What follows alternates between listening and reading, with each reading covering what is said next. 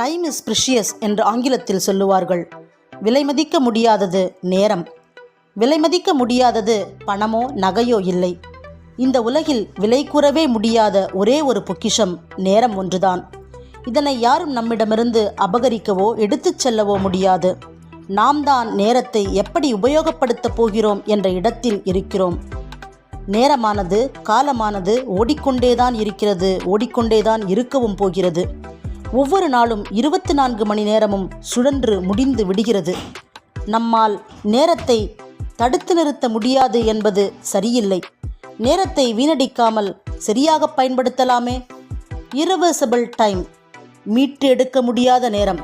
அந்த காலத்தை, நேரத்தை, விலைமதிக்க முடியாத நம் வாழ்வின் வெற்றியை தீர்மானிக்கும் அந்த பொக்கிஷத்தை எப்படி பயன்படுத்தப் போகிறோம் என்பது நம் கையில் தான் உள்ளது. நாம் தான் காலத்தின் சாவி, நேரத்தின் திறவுகோல்.